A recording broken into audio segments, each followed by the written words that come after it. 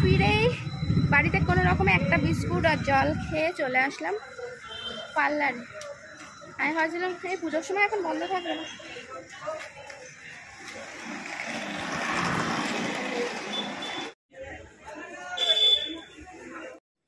যেটা ভেবেছিলাম ঠিক সেটাই হলো। পার্লারে গিয়ে দেখি আমার আগে 4 জনের লাইন, সবাই অনেক কিছু করবে, আমি তো মাত্র একটা কাজ করে চলে যাব, তাও আমাকে সেই লাইন দিয়েই অপেক্ষা করে বসে থাকতে হলো। যাই হোক, ওদেরকে করছে, আমি তাই দেখছি। দেখো, একজনের আইব্রো করছে, ওইদিকে একজনের ফেসিয়াল করছে, আর দিদির সঙ্গে তো আমি একটু গল্প করে নিচ্ছি। দিদি বলছে যে তুমি ক্যামেরাটা ধরেছি, দিদি তাই হাসছে যে ও তুমি ব্লগিং করো, ভুলে গেছিলাম। যাই হোক, যেহেতু এখন কাজ হচ্ছে না, অপেক্ষায় করে বসে আছে। আর প্রচণ্ড গরম লাগছে, এমনি কাজ থেকে এসছি আর গরমে আর পাচ্ছি না। কাজ কমপ্লিট, বাড়ি গিয়ে দেখাচ্ছি। এই যে এলাম, এসে দেখো বসে পড়লে আর কোনো এনার্জি লাগে না। এখন আর মনে হচ্ছে না যে কাজগুলো দিয়ে কষ্টও কি হচ্ছে। আর মা এদিকে আমার ব্যাগটা পরিষ্কার করে দিচ্ছে, এইটা আমি নিয়ে যাব, নিয়ে গিয়ে নোংরা হয়ে গেছে, তাই জন্য পরিষ্কার করে দিচ্ছে। কালকে এটা আবার নিয়ে যাবো, ধুলো পড়ে গেছে, ধুলো। ভালো পরিষ্কার হচ্ছে তাই না? আর আমি এই যে আইব্রো করেছি, কেমন হয়েছে বলো? তোমরা নিশ্চয়ই ভাবলে পুজো, এখন অনেক কিছু করতে গেছি, এই চুলে স্পা করবে, মুখে ফেসিয়াল করবে, অত পয়সা নেই ভাই, শুধু আইব্রোটা করে চলে এসেছি। আবার বউটা বলছে এই করবে না, আরে কি বলে, চুলে কিছু করবে না, মুখে কিছু করবে না, একটু নেল এক্সটেনশন করবে না। বাবা, নেল নিয়ে আমি কি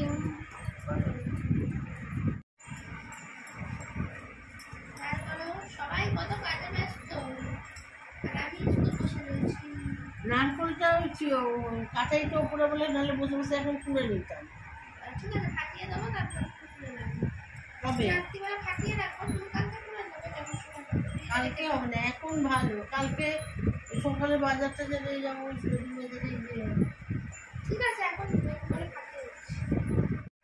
আমি তো একদম সেই লটকে পড়েছি তো, এই তো আমি একদম লটকে পড়েছি, কাজে যাবো, বিরক্ত লাগবে না, এই এসে বাদ দিয়ে দিই, খুব ভালো। এই একটু বসে পড়েছি, মানে আবার গেছি, আবার এসে পায়ে আবার থাকে বলো।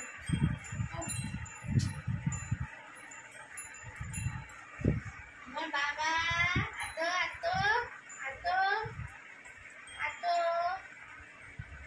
আতো আতো বের করেছো ওটা? এই স্নান করে বেরোলাম। তোমরা হয়তো মায়ের সঙ্গে সঙ্গে অনেকেই বলবে যে ঠান্ডা লেগে যাবে, এত রাত্রিরে কেন স্নান করলে মাথা খসলো না।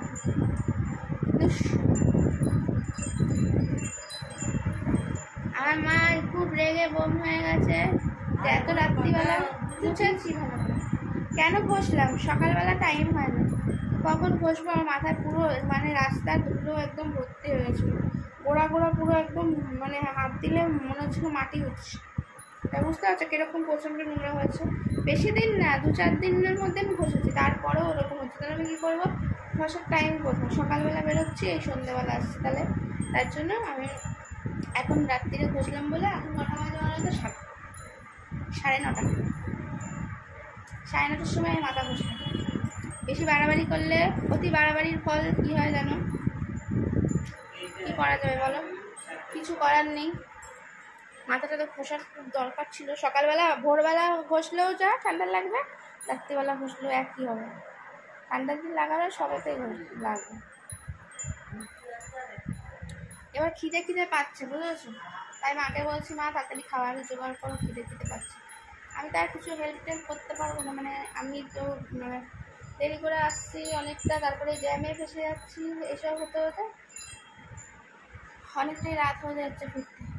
তাই মাকে বললাম যে কী খাবার রান্না করে রেখেছে দেখছি।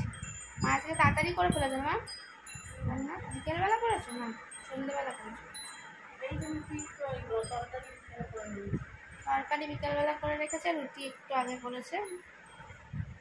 খাওয়া দাওয়ার পালা। দেখি আমি একটু, আমার নখগুলো ফেটে গেছে, এই কাচাকুচি করে আসলাম, দেখছি নখগুলো ফেটে গেছে এই ধার দিয়ে অনেক কেটে দিন, আরো উঠে যাবে। তাই নেল কাটারটা নিয়ে এসে বসলাম। মা বলছে খেয়ে দে তারপরে নখটা কাটতিস, কিন্তু খেয়ে দে কাটার থেকে না এখন কেটে নিলে কী হবে বলো তো, এখন ভিজে আছে তো নখটা নরম, কাটতে সুবিধা হবে। মনে হচ্ছে হাফ নখ কেটে ফেলতে হবে। কেটে ফেল, 8-10 দিন আছে বেড়ে যাবে। হ্যাঁ 8-10 দিন বাড়ে। ওখানেই রাখো, ওখানেই রাখো। তুমি আলগা গায়ে তো ওখানেই দিয়ে দাও, মানিয়ে নেবো। হাতা আর থালা। আর একটু থালা আছে নিয়ে আসো, আর হাতাটা দিয়ে যাও।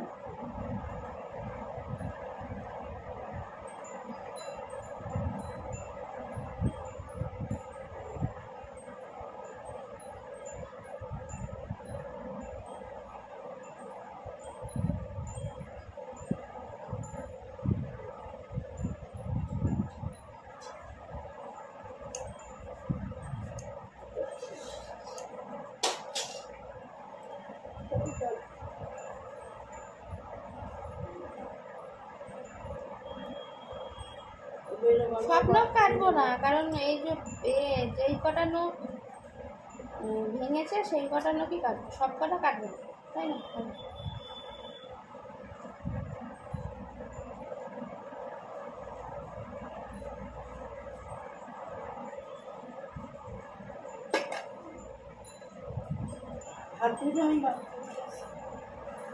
বসে গেলাম, প্রচন্ড খিদে পাচ্ছে।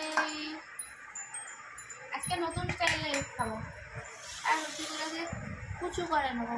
অনেকেই খেতে পছন্দ করে এরকম কুচু করে, আমিও কুচু করে নিলাম, মানে কুচিয়ে নিলাম। আবার অনেকে ভাবে যে কুচু করে কুচিয়ে নিলাম সুবিধার্থে, মুখে পড়ার জন্য।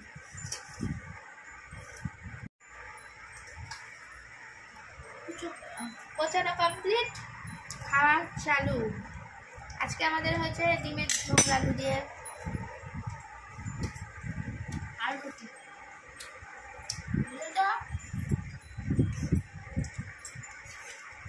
আমার কষ্ট করে করেছে।